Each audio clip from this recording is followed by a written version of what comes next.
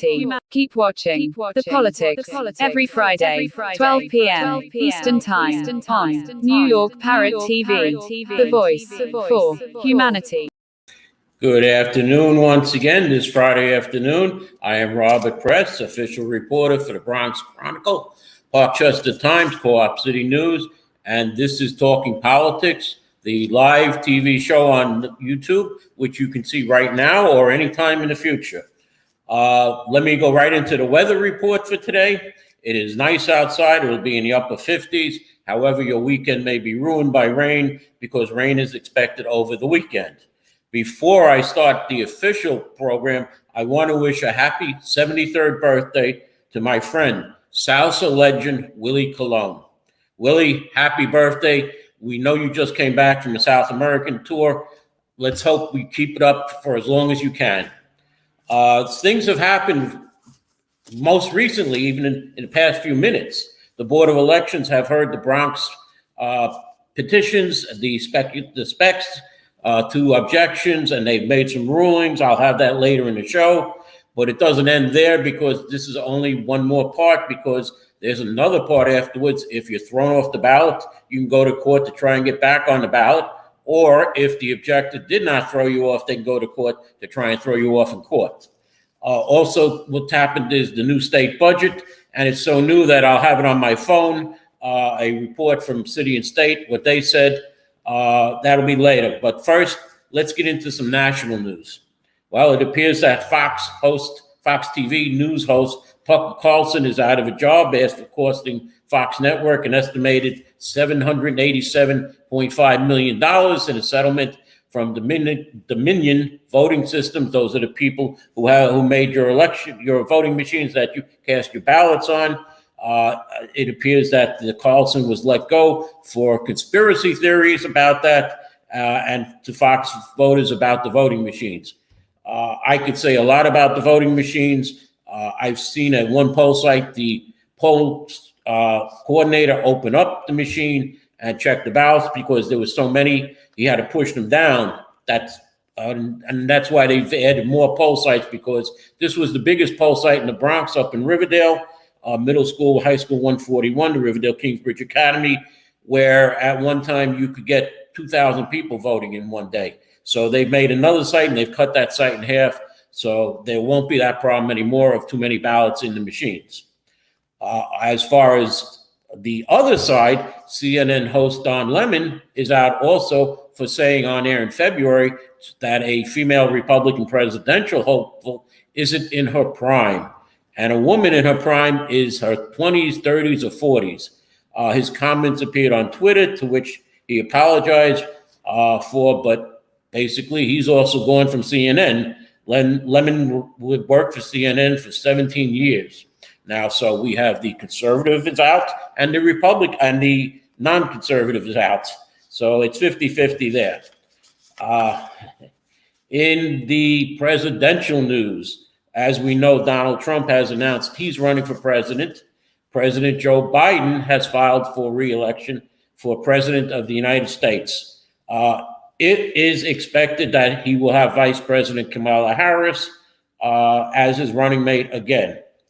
In one poll, 54% of Democrats polled approve of the decision. A concern, however, is the age of President Biden. He is asking voters to give him more time to finish the job he began when he was sworn in office in January of 2021.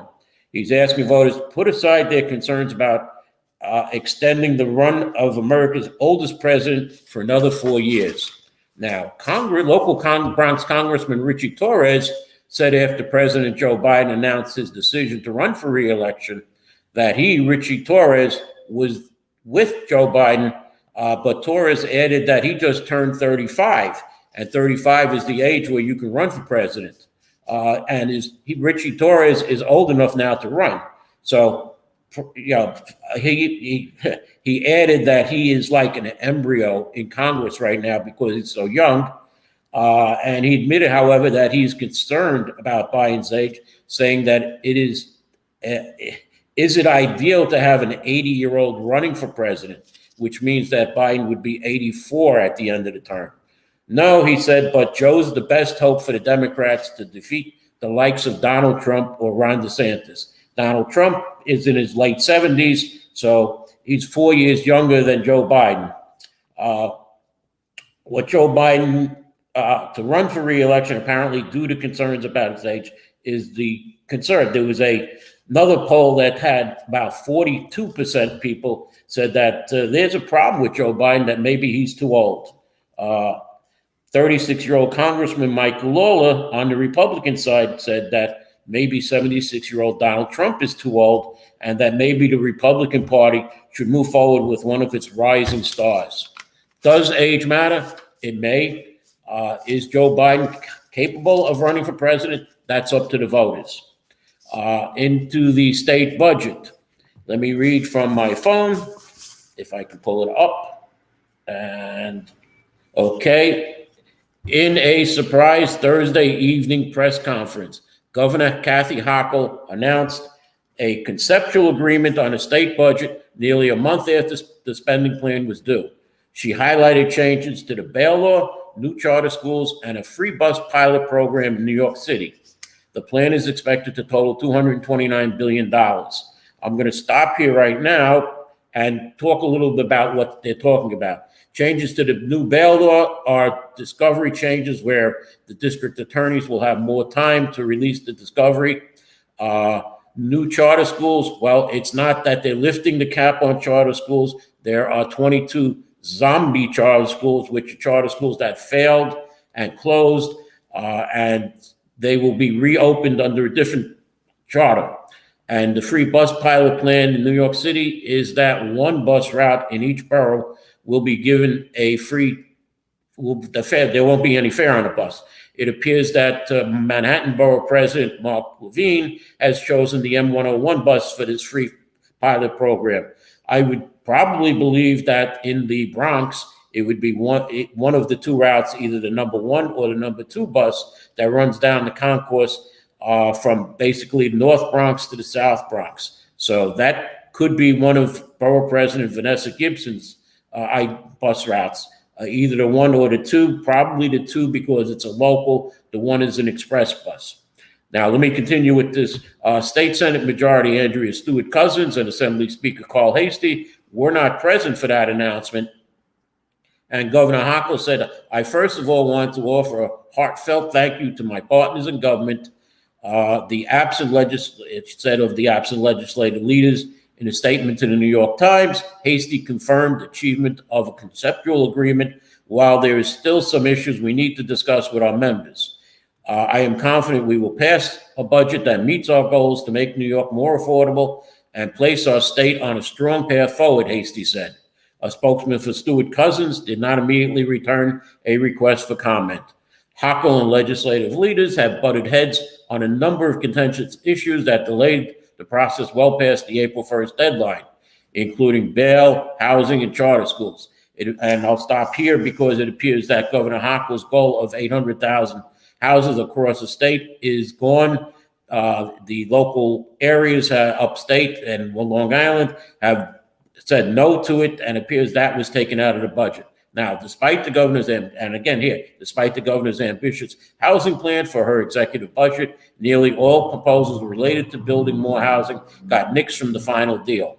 Despite this and the fact that the budget is now nearly a month late, Hochul still struck a celebratory tone about the deal she announced. I believe New Yorkers will be proud of this budget. Hochul said it serves many different needs and helps so many different people. That's why I'm proud of it. The governor also said that her relationship with legislative leaders is stronger than you can possibly believe, even in the light of the heated budget negotiations this year. Hochul began her announcement with an update on bail reform, which has been a major sticking point in budget negotiations. I'm here to announce that we've made improvements to our bail laws, Hochul said, confirming earlier reports that she and legislative leaders have reached a deal to remove what's known as the least restrictive means standard judges need to follow when setting bail. It gives judges more discretion that they need to hold violent criminals accountable while still holding commitment to justice that is fair and accessible to all. The governor's counsel, Liz Fine, confirmed the agreement would keep language that restricted the use of bail as a means to ensure a defendant returns to court. Hackle's original proposal removed the language which legal and expert public defenders said would have allowed judges to jail people pre-trial for other reasons, such as perceived dangerous. According to Fine, the new language will read, the court must consider the kind and degree of control of restriction necessary to ensure a return to court. The exact same language that was in the law before the 2019 bail reforms. Hackle said that the budget deal will not include changes to discovery reform. Well, then I guess I was wrong. Another controversial criminal justice policy that previously reported, New York City district attorneys led by DA Clark here in the Bronx had proposed changes to the requirements governing when prosecutors must provide evidence to the defense. Clark and other district attorneys had argued that the 2019 reforms to discovery laws went too far and were untenable for prosecutors. But the proposed changes hammered out by Hackle and legislative leaders did not satisfy the city DAs, so the proposal was pulled. Well, okay, we thought we had a plan that met their needs, and the district attorneys decided that was not the path they wanted to go on, Hackle said. However, the governor said additional funding for district attorneys' offices to comply with the current discovery laws was included in the budget deal. And changes to the discovery law may be revisited later in the legislative session, which is scheduled to run through June 8th. Now, charter schools was another significant point of negotiation for Hackle and legislative leaders that held up the final budget deal. Hackle had originally pitched lifting the regional cap on the number of charter schools in New York, which could have led to another 100 new charter schools opening. The proposal met fierce resistance in the legislature from the teachers union, who donates money to our state assembly and state senators. Instead, Hackle announced that a deal has been reached to reissue 14 so-called zombie charters in New York City, which would allow 14 new charters to open in the city. Okay, I guess I was wrong on that number too. According to assembly members, environmental issues remained one of the last remaining topics left open as of Thursday afternoon, with particular connotation over the details of a plan to ban gas hookups in new construction. Hackle on Thursday night said that starting in 2025, all new small buildings would be zero emissions. The requirement will begin in 2028 for larger buildings. We are going to be the first state in the nation to advance zero emissions in new homes and new buildings. Hackle said the final deal will include a version of the Build Public Renewables Act, which would enable the New York Power Authority to expand its renewable energy production. Hackle announced that the budget will incorporate portions of the fixed MTA package pushed by transit advocates and favored by progressive lawmakers, which include a 2-year free bus pilot on 5 different lines in New York City. While the full fix, the MTA package envisioned raising taxes on the wealthiest New Yorkers to pay for the free bus and a subway fare freeze. The budget deal only includes 0.6% increase to the payroll mobility tax on New York City's big businesses, which Hackle said would provide an extra $1.1 billion to the MTA. The budget doesn't include increased payroll taxes in the suburbs or any kind of increase in income taxes on wealthy New Yorkers. I'm almost finished. This is Hackle's first budget since being elected governor and her second since taking office in August 2021. It is the most overdue budget in over a decade and is still not done yet, since both chambers of the legislature still need to print and vote on the actual budget bills. Hackle made it clear she has no regrets about preferring a late budget to one that did not include her funding priorities. I'll do this every year. I'm blessed to be governor, she said, adding that she will never shy away from a fight.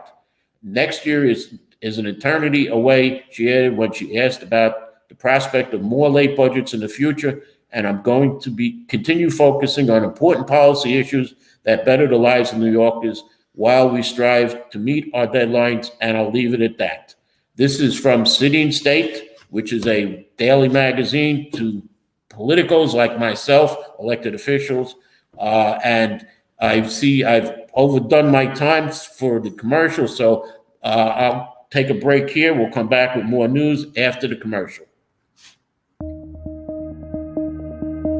Do you wish your business makes it to the top list of the most searched for business in the US and around the world?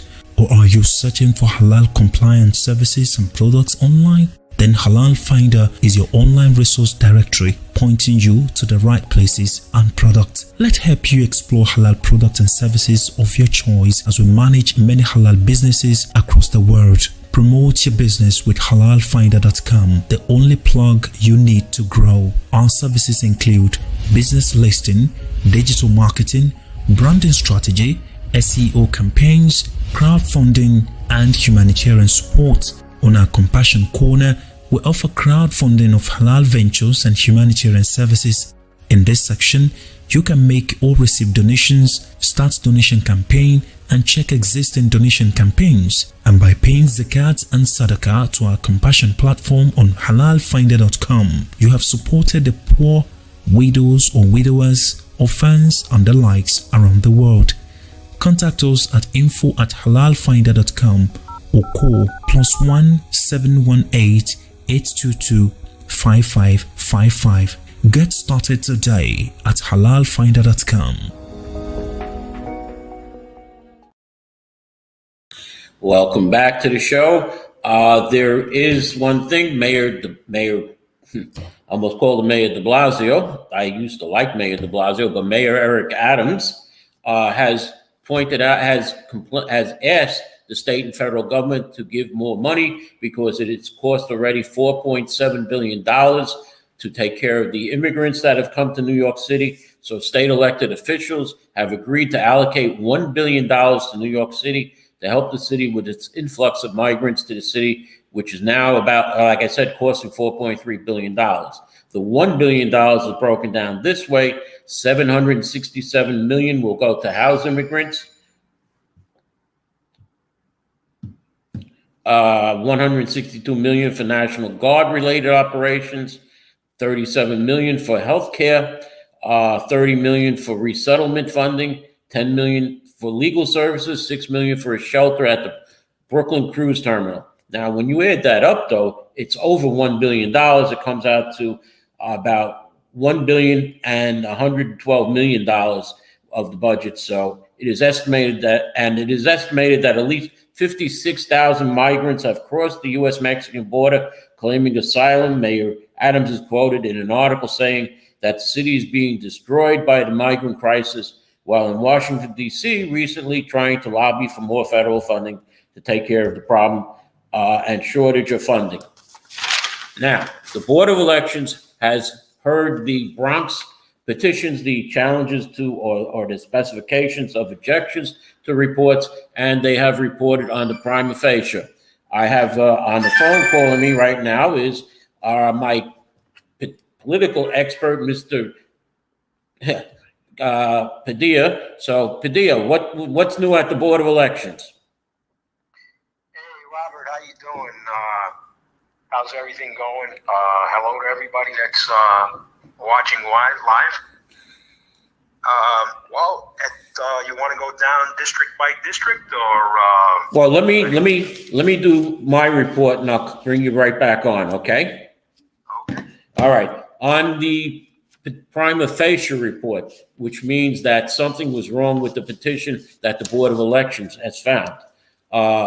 In the 13th Council District, Grace Marrero for the Republican Party submitted 34 signatures when 450 are needed, and they took her off the ballot. Also, she filed for the district leader in the Republican Party. 16 signatures were filed. She needed 279. She was off the ballot for that also. Phyllis Tisnastashio filed for the 13th City Council Republican Party. The office/district was incorrect. It was omitted. There was a correction which wasn't correct to the election law 132.4. So Phyllis Tisnastashio is off the Republican line. Grace on the Conservative Party line, Grace Marrero for the 13th Council District. She submitted 10 signatures when 44 were needed. She's off the Conservative Party line. Phyllis Tisnastashio on the 13th City Council Conservative Party line. The certificate of authorization was not filed. The due date was 4/14/23, and the Board of Elections has ruled her off the ballot. Now, I caught part of it, so hopefully my buddy Mr. Padilla can give me the rest of it. As far as specifications to the objections, Andy King was objected to that he had already served 2 full terms in office. It was determined by the commissioners that while he was removed in his second term and did not finish his second term, the argument was that he did not serve the full term by Andy King, but the commissioners ruled that with the special election and that he had served his first full term and was taken out during his second term, that they ruled he did serve the 2 full terms, and he was ruled off the ballot. Now, a former councilman, Andy King, can go to court and take this up in the court, Supreme Court, and say, it's up to the judge to decide whether he can run or can't run. Technically, he did not serve the full 2 terms. He was taken off. And what the council is doing is they're setting a precedent, the Board of Elections, because anybody who came in on a special election, they serve 1 year and then serve their terms. Should they go out after the 8th year? Because that's 2 4-year terms, 8 years. So will Councilman Riley, who came in and 1 year, he served 1 year and then his first term, will he be going out after his 3rd year of his second term? Gonzalo Duran in the 17th Council District was ruled off the ballot. He had submitted 270 signatures, 450 were needed, so the commissioners ruled him off. They recalled a couple of accounts. Samantha Zerka has been recalled for a state committee position in the 82nd Assembly District. Also, George Havarack on his bids for the Republican and Conservative line were recalled, which means they will hear it later in the day probably. And Phyllis Tisnastasio was challenged again for Republican and the Conservative lines. The commissioners have said that we already ruled her off on prima facie, so there's no need to hear this. Finally, Rachel Bradshaw, running for the 14th City Council District, was ruled off the board, that the specs had brought her down to 400 signatures where 450 were needed. Let me bring on my partner here, Mr. Padilla. Are you still with me? Yes, I am, Bob. Okay. Let me see if I can raise his voice a little on my phone. Yep. Okay. Now, what's your opinion on all of this? And let me just say that Padilla is running for the City Council 15th District on the Conservative Party line. And you made the ballot, correct? That is correct. There was no issues with the Conservative Party petitions, so the contest will be in the general election in November. And your opponent will be current Councilman Oswald Felice, who is on the Democratic line. And does he have the Working Families line also? As far as I know, he was not one of the individuals that was given the Working Families Party line here in the Bronx. There was only 2, which was in the 14th, Verena Sanchez and Amanda Farias in the 18th. Okay. Again, just because the Board of Elections has ruled people on the ballot or off the ballot doesn't mean that it's final. You go into the final stage, which is the court case, and for instance, candidate Phyllis Nastasio has said, I don't have $10,000 to go to court to try and get myself back on the ballot. And she was very mad that she was served at midnight by one of her objectors. It becomes very ugly. Am I right, Mr. Padilla? Oh, yeah. I mean, they're just getting, into the kind of the action, both on the east side with the Republican and the Conservative lines, what many of us have experienced here in the Bronx with the Democratic Party over the, over the last 20, 30 years or so. So it's what may be new to them is not new to those who have run previously on the Democratic Party line. On the 13th Council Democratic line, Irene Estrada was knocked off the ballot. So there are 3 remaining candidates, which is the incumbent, Marjorie Velazquez.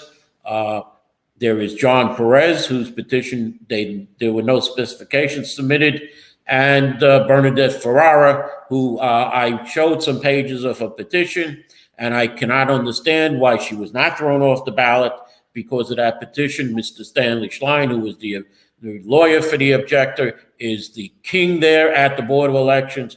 He can win both sides of the issue, but apparently they wanted to leave Ms. Ferrara up on the ballot to take votes away from Mr. Perez, because it's an old trick of the Democratic Party that you leave a third candidate on to take votes away from the person that you feel could beat the incumbent. It's been done in previous elections, and it will continue to be done.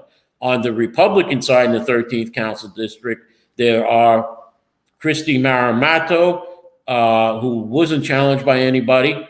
But again, that doesn't mean that she won't be challenged in court.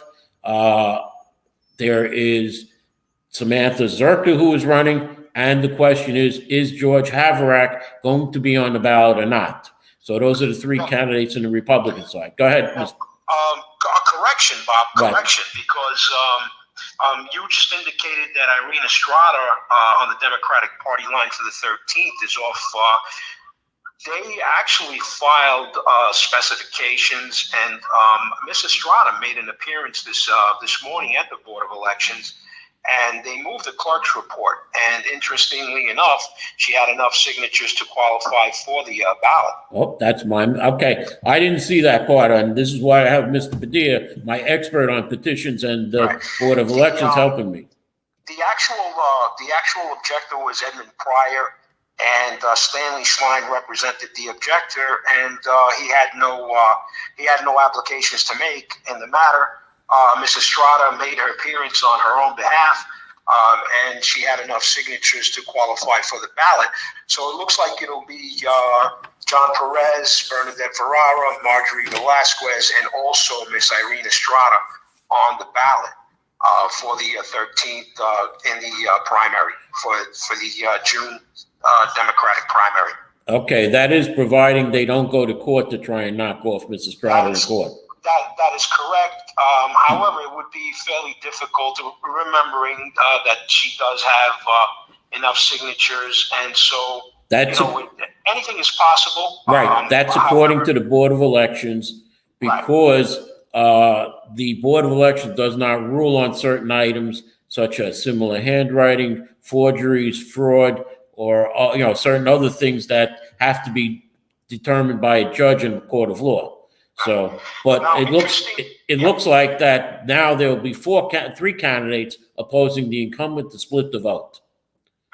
Interestingly enough, Bob, during this morning's argument with the George Havarack petition for the Conservative Party, they had challenged him and they gave him specifications. It looks like he needed 44 signatures, and they only submitted 30.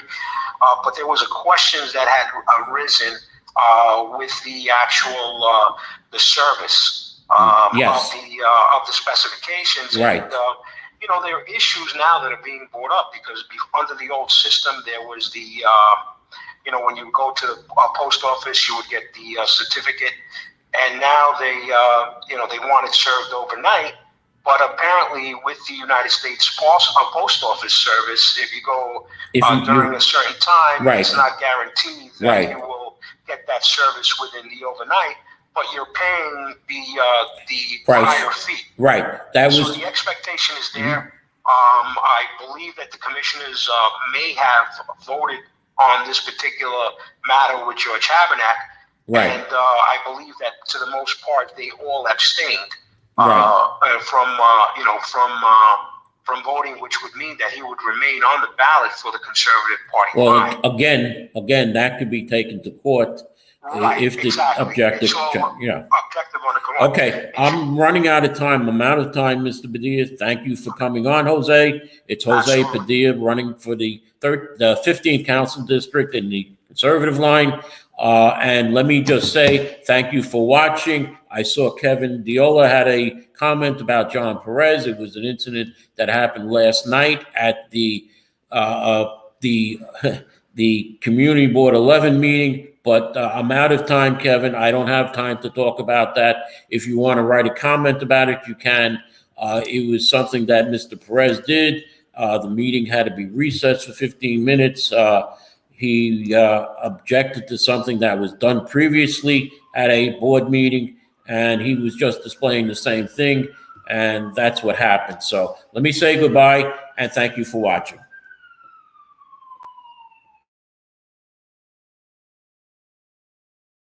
Undoubtedly, Africa is the best tourism destination on Earth. The continent is blessed with the most conducive atmosphere. To feel and enjoy these blessings, join the most productive one-week tour of the continent organized by Daylight Africa every September 2nd to September 9th to see beyond the fallacies about Africa on the mainstream media.